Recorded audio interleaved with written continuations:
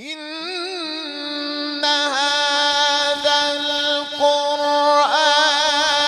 يهدي للتي هي أقوم ويبشر المؤمنين الذين يعملون الصالحات